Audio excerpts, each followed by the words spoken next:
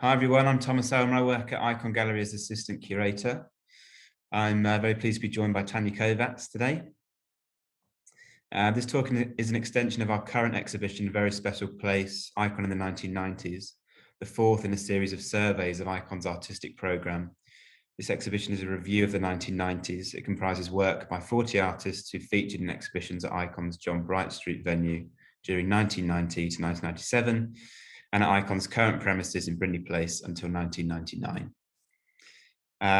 One of those artists is Tania Kovats, and Tania's practice and research as an artist is an exploration of our experience of landscape, increasingly with an environmental focus. Her work includes temporary and permanent sculptural works, often in the public realm, drawing and writing, that currently consider her preoccupation with water, rivers, seas, and oceans. She works at the confluence of environmental, psychological, political, and the personal. Kovats is an advocate for drawing in its expanded field. Her works are in both public and private collections in the UK and abroad, including the Arts Council collection, Jupiter Artland in Edinburgh, the British Council collection, the Government Art Collection, the National Maritime Museum, Greenwich, and the Victoria and Albert Museum.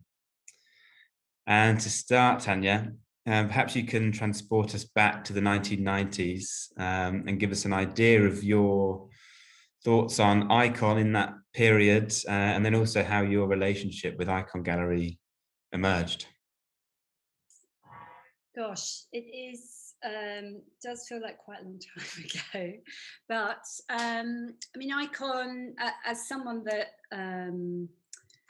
had studied in Newcastle to do my BA in art, and then went to London to do an MA, and sort of stayed in London.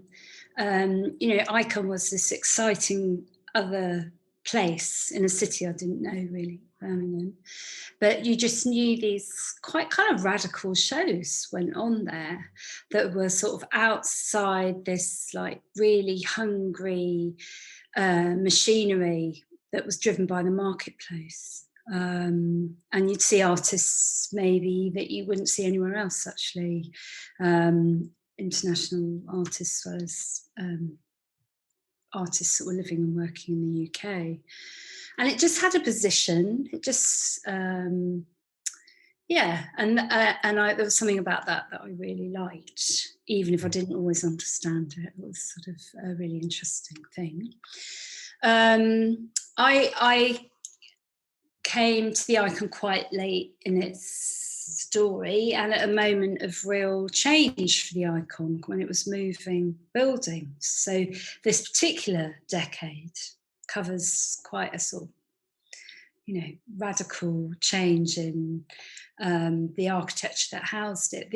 Perhaps the architecture before was quite something a little bit more improvisational somehow, a little bit rough around the edges. But then I think funded through the Heritage Lottery, Ikon took on this incredible old building in Oozells Square at a time when everything else around there was pretty derelict, and actually this building was quite derelict.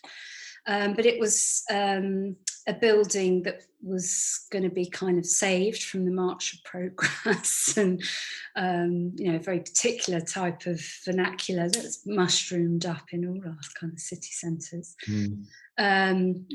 Progress, redevelopment, all that sort of thing. Lots of, obviously there are lots of great things about that, but there's also a real erasure that goes on with that. So this building was quite a kind of flagship building in that particular bit of Birmingham, to sort of hold on to something of the past, but give it a new life and make it a public building, a free building, a building that really tried to value its relationship with audience and challenge its audience, but welcome them as well. So, and it's tricky, an art gallery moving into a school, because it's not like, we're going to teach you something now. That's not always the right way to go about relating to art, but, I'm going to learn something. I mean, we always learn something when we encounter art, but it's also kind of a slightly odd message, you want people to learn in ways that don't feel like school. because lots of people have quite negative association with school. So part of the kind of lift and reshaping of the building had to address, we don't want to kind of keep like the old schoolroom feeling and stuff like that. And at this time, there were various schemes around that came out of the RSA. So what's that? Royal Society of Arts, called Art for Architecture. And this was set up by, or was being run, I don't know if she set it up, by Michaela Crimin, and she was supported by Jess Verney. I mean, both people still very significant in our cultural world, but have different focuses now. But and these grants weren't necessarily for a sculpture or a new commission for a building. It was much more, well, what happens if we put an artist at the table? What happens if an artist joins other professionals, architects, planners, museum directors and curators, and just says what they think should happen? Yeah, it seems to make a lot of sense, actually. We should just mention that Tania was part of, you joined Levitt Bernstein, I think that's what the organisation were called, who redeveloped Ikon and turned it into Ikon's Brindley Place venue, as opposed to Oozells Street School, which I think it was originally called. Yeah. And you were sort of employed to almost be like an artistic advisor for not only the space, but how artists would encounter the gallery, and also visitors too. But what was important for you to put across to the architects? I suppose one of my main jobs was to stop them being too creative. Yeah. Because I think an architect thinking about an art space can get very excited about being, taking risks and being really creative and putting their mark on. And we all go to plenty of art spaces that the vision of the architect. They're not always the easiest spaces for artists to operate in, because there's this other kind of creative framework that kind of, actually it's better if it's a little bit more neutral or a bit truer to the kind of truth of the original building or something like that. So there are things that someone coming into the space can react to that isn't about the signature work of the architect. So that was a bit of a surprise, because for the team, because again, that wasn't necessarily what was expected. So I was often just saying no and kind of, let's reduce that, let's cut that out, or let's simplify that. Let's make this as flexible and as simple as possible. Because just had to keep saying, you cannot predict what an artist will want to do in a space. And they always want, not all artists want to do this, but often an artist will want to come and test the limits of what's possible in a space, in the white cube, whatever shape or form that white cube takes. And obviously it's not just a cube at Oozells Street, it's magnificent spaces with lots of interesting dimensions already. But how can we leave this building so it's welcoming and lots of good, positive social spaces, but also so it's flexible enough for an artist to test it somewhere? As you were saying, Ikon had a programme in its John Bryant Street days, which was very radical, featuring artists who weren't so obvious. They didn't present so many YBAs, and this is something you get a feel for in our show, with the kind of lack of young British artists. But did you get a sense of what they were trying to achieve in their next steps in moving to Brindley Place and the redevelopment of Oozells School into Ikon Gallery? Again, there were certain things that Ikon couldn't do before, like anything that needed certain kind of conservation values. It was impossible to show it in the old space. So there were things that could come into the programme that couldn't have been accommodated before, which definitely would have had an impact on the programme, but it still feels like the Ikon continues to be a space where, it presents its own path, it presents its own way, and celebrates artists that aren't necessarily always centralised, or, it's not always picking up what's hot at Venice, the Venice Biennale, or what was the big hit at Documento, we must show that now, or, there is a tendency for momentum to build around certain artists or movements and those sorts of things, where, once they're on this role of showing, it just seems to go and go. But and also it needs to be resourced enough to do that, but as a practice. But you just feel that Ikon still presents us with people we haven't seen, or, maybe people haven't heard of, but that's only just because our sphere of reference isn't wide enough. So yeah, whenever I've been to an Ikon show recently, it's always really exciting to see something I hadn't seen before.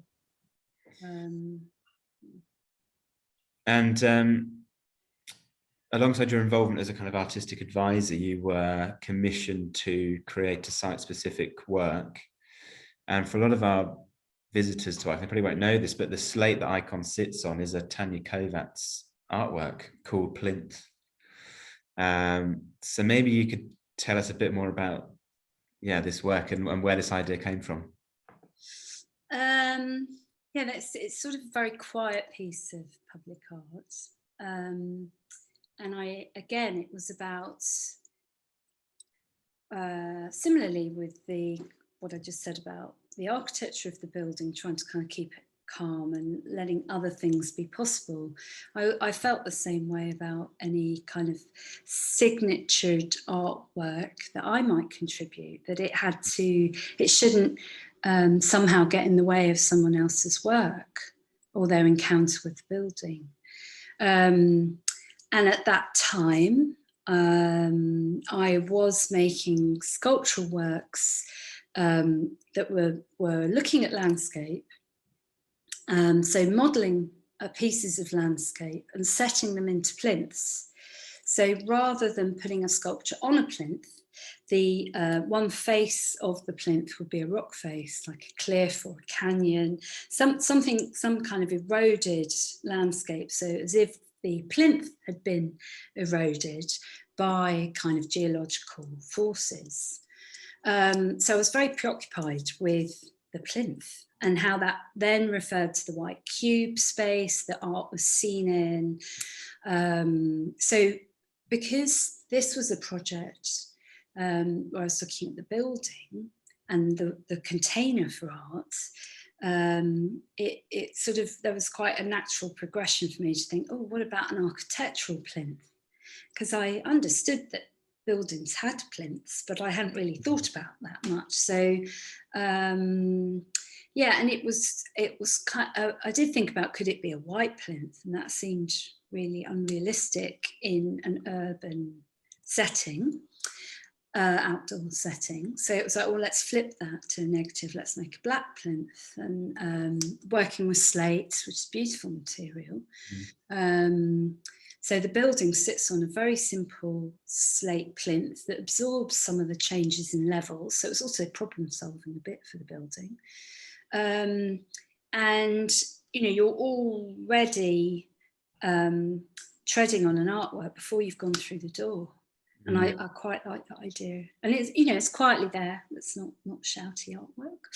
And I had a lot of, quite vocal antagonism to public sculpture as well, that the monument, these great big kind of lumps of stuff that arrive and don't really make sense and don't have any relationship to where they are. They're not site sensitive, they're not site specific, they're just these things that arrive.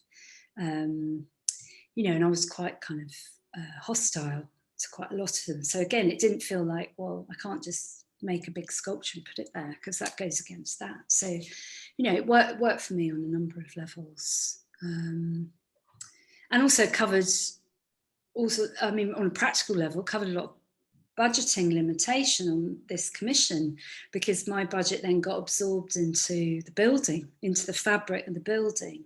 So it meant I could do what I wanted to do on the scale I wanted to do it. Yeah, it was really, you know, it was an interesting time, because at that, you know, I hadn't long left art school and all that sort of thing. And as far as I was concerned, I was unemployable as an artist. You know, artists aren't employable. They're just these sort of people that kind of make their way somehow. And suddenly I was in this situation where it's like round the table, and, you know, the conversation, and my voice was equal to other voices at the table, and I was making decisions and supporting other decisions, and then seeing this kind of commission through as well. There were, you know, lots of aspects of that were very kind of professionalizing. Everything felt like a very steep learning curve for me. I mean, some of it was really boring, you know, having to attend meetings to talk about air conditioning and plumbing, you know, when actually my job is just to say, well, just keep it outside, just make it discreet, make sure it doesn't make too much noise, make sure it works, you know. But then you start thinking, oh, well, actually a building is a like living, breathing thing, and this is interesting. It does, you know, there are systems that work in any, whether it's the flat you're in or the house you're in or the art gallery you're in, you know, they are a sort of system that, yeah, they produce waste. I mean, there's a kitchen in it, so they make food, you know, and just thinking about the kind of ergonomics of all of that, the routes through. My favourite exercise was a speculative exercise, like, what's the biggest thing we can get upstairs? What's the longest thing we can get from point A to point B? What's the heaviest thing you can put in the lift? And it just made me want to make all those objects. You know, yeah. Oh, I now want to make something that's 2 centimeters too long, or 3 kilos too heavy, or yeah. It was just a really interesting insight. I mean, anyone, if you've ever moved your furniture through your flat or something like that, we all know, like, oh, actually can't get the sofa in, or now we've got to take it to bits before we can fit, you know, all that sort of stuff. But it was just really interesting thinking about some of that problem solving. Yeah, and I mean, the plinth continues to be not only a plinth for Ikon and kind of gives it this conceptual idea of Ikon, the building being an artwork, but also we often have, you know, external elements to our exhibitions. So I'm thinking of Christoph Kintra's last show, where we had these kind of railings that are deers, and your plinth becomes a plinth for those too. And talking of plinths, you know, we have one of your white minimalist plinths, like you were just saying, in our exhibition, along with Little Vera, the miniature of the White Cliffs of Dover. And these, like you were just saying, these works were what you were sort of interested in at the time, especially with the Peninsula, the title of the plinth-based work, which, like you're saying, is kind of eroding through its centre. You're very well known for making work which is interested in the landscape, but do these two have sort of more I mean, what Little Vera, for example, named after Dame Vera Lynn, I think, are there more sort of political or? You know, there's everything is political. Land is very political. I know people think about landscape art as sort of escaping some of that attention, but I don't think it does. And I made a series of works about the White Cliffs of Dover.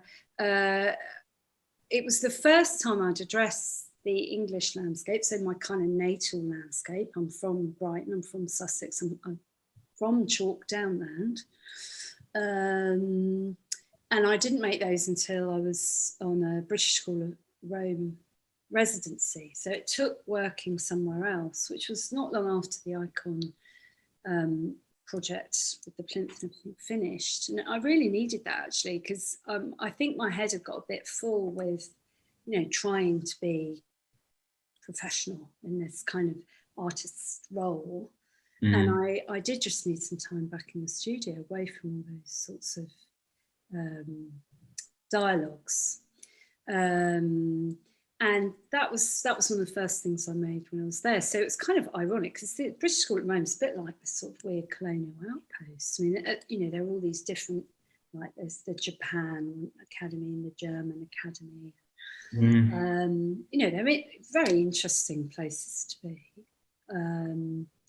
And also I had such a shock encountering sculpture with a capital S. It was like a crash course in Western sculpture, you know, just falling in love with Bernini and just not being able to get enough of it. And because I was there for a period of time, nearly 4 months, I could go back and back and back, you know, keep going back to the Vatican, keep going, you know, just wandering around the city in this relationship between the fountains and the architecture and the sculptures in the fountain, you know, this kind of complete landscape of sculpture that was so sensual and beautiful and so right. And it was the first time I'd ever identified as a sculptor after that. So the work I made in the studio became increasingly sculptural.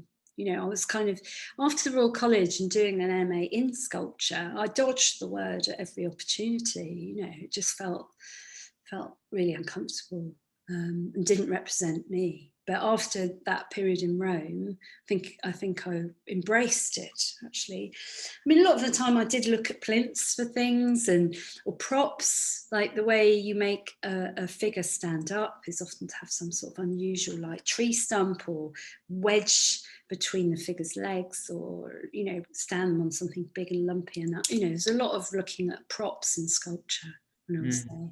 And gardens, looking at, you know, Renaissance gardens and grottos and all these sorts of things, like how you kind of build sculptures into the landscape. It was really, yeah, it was like an education I'd never had. So yeah, that was an incredible experience. So some of those sculptural works come out of this thinking about landscape in a sculptural way, like how are landscapes made? What are the sort of geological forces, or what's the erosion? What do we add? So not what we do to them, completely opposite. Just how are they made, and taking that into the studio as a language. Not seeing them as fixed either. You know, it's always seems misguided to think of stone as a fixed thing. It's just slower than other things. So. You know, even our edge or coastline it's a dynamic thing. It moves, slips away into the sea or builds up, or and that my encounters with landscape were always about the unbound space. You know, the fact that there's no end to it, and, you know, just the freedom and joy of that. But you know, if you put landscape into art, whether it's in a painting, you know, picture of a land, it's got an edge to it, or photograph, it's got an edge to it. So my sculptures, I was like, I really want to think about how we cut landscape to make it, how art mediates landscape by giving it an edge. So that was the other thing those sculptures are preoccupied with.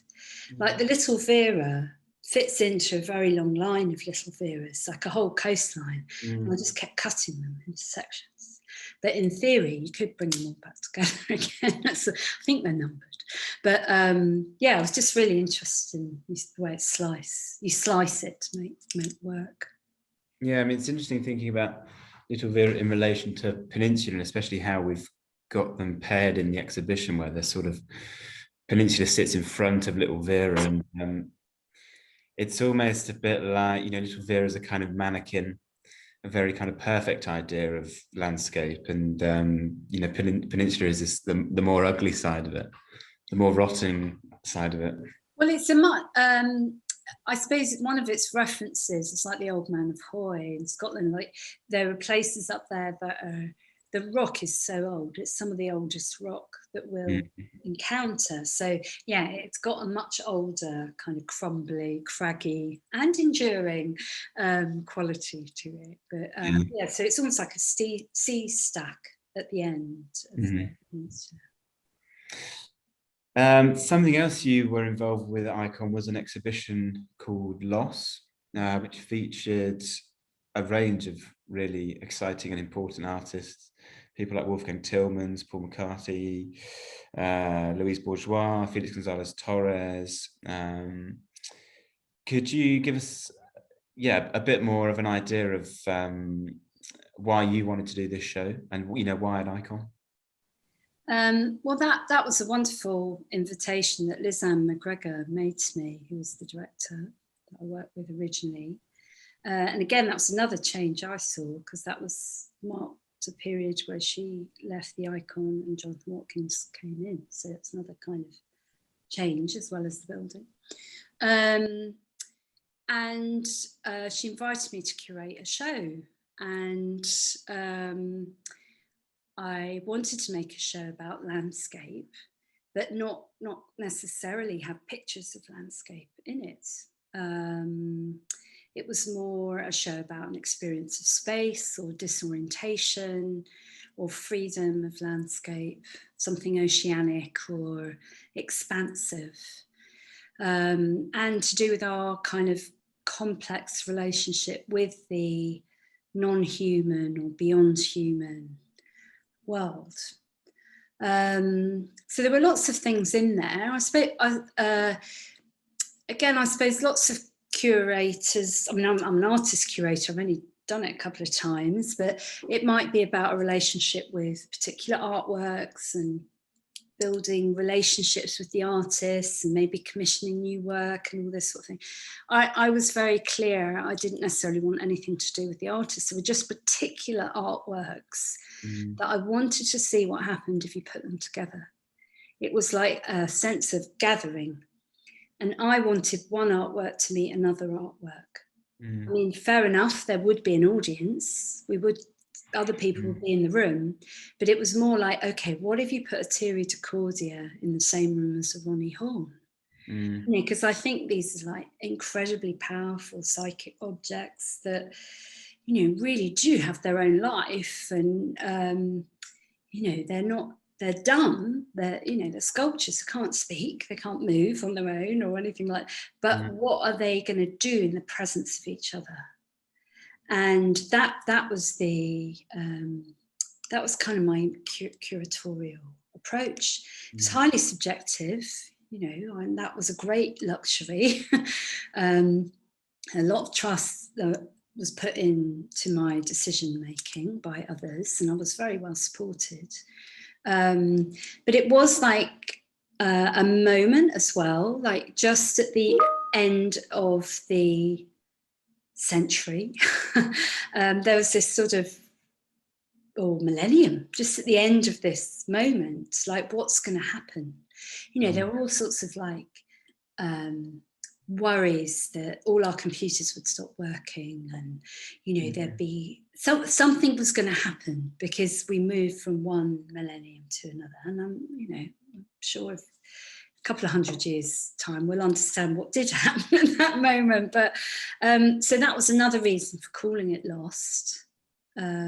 Just like, we're a bit disorientated at the moment. I suppose it marked a big change in my life because I'd started the 90s, it's a very incredibly hedonistic time, and so much great energy and music and dancing, and really kind of forceful time for artists and creativity, and then not knowing how that was going to kind of move into the next decade fully.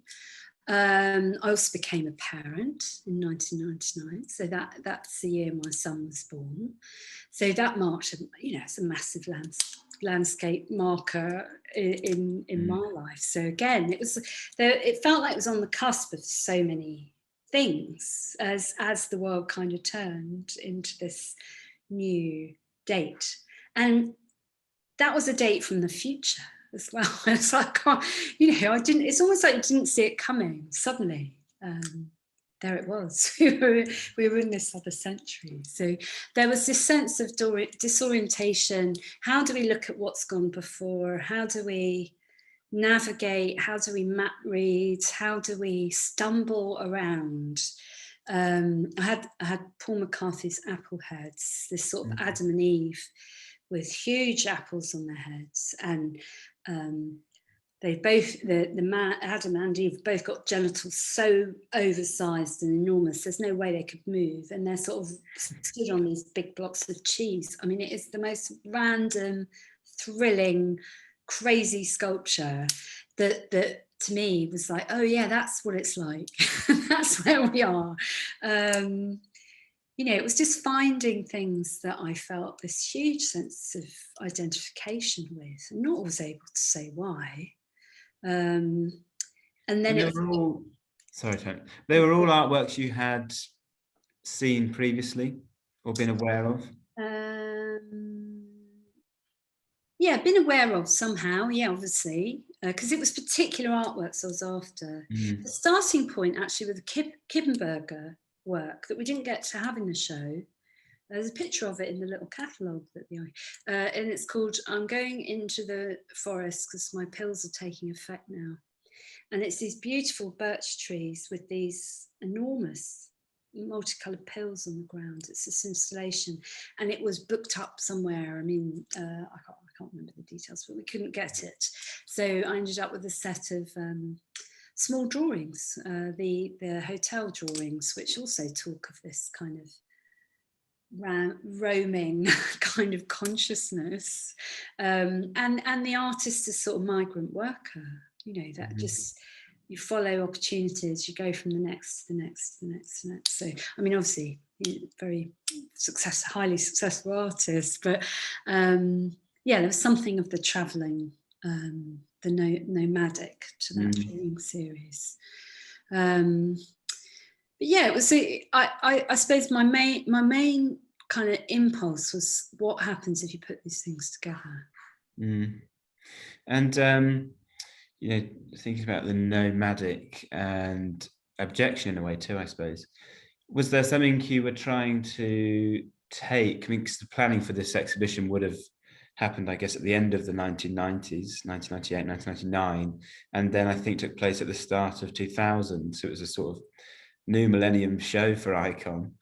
But was there something you were trying to take from the 90s, you know, into the 2000s, or even to leave behind? There was a sense of the morning after the night before, and that's another lost moment, I think. I mean, we've all had the morning after the night before, the day after the night before, where we are a bit lost, and you know, whatever's happened the night before has been great, but then you crash. And yeah, so the Felix Gonzalez Torres was like a string of lights that was sort of hanging on just by one nail, like they had been festooned and now they were dropped. I mean, I had a couple of Wolfgang Tillman's beautiful photographs, but the one I really wanted was the one that's shot, I think, I don't know if it's Hamburg or Berlin, I've forgotten, but there's like a big hangar that's had like a weekend rave in it, and it's like the last dregs and people are sort of just sitting there in the daylight, you know, recovering. It's that sort of yeah, where are we now? The morning after the night before.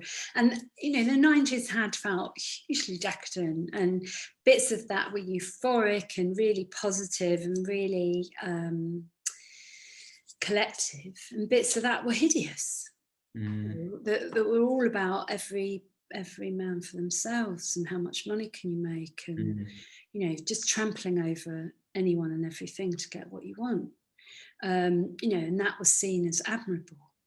So there was something I was ready to move on from, you know, and the morning after the night before, when you've got like a baby, is a very different experience. It's kind of just marked a change for me anyway, because I was up half the night with a baby, which is very different. But so I think there was something about that calm, like, you know, I've nothing against a good hangover. They're often very useful for sort of thinking things through or just doing nothing. So it felt a little bit it's kind of an odd bit of information to share, but there was a little bit of a sense of that. It wasn't the New Year's Eve party. It was probably not even New Year's Day, but it was like the next day. Like, okay, what are we going to do now? What are our, what do I want to be different? What's important? What's left over? What do I want? How will I navigate this? What do I need? Like for me, the Ronnie Horn square of gold that was on the floor was a metre of square of gold leaf. That was like the most perfect map I've ever seen. To me, it was just like, yeah, that's what I want. That's what I want to use to navigate what comes next. Yeah, Ronnie Horn's incredible. Well, that was a kind of whirlwind tour of Tania Kovats' involvement in Ikon Gallery. But it feels like a nice place to end. So thanks very much, Tania, for joining us. Well, thank you for making me think about some stuff I haven't thought about for a long time. That's very enjoyable. Well, it's great, always great to have you. And, it's always a pleasure to hear you talk as well, so eloquently as always. So thanks very much, and to everyone watching.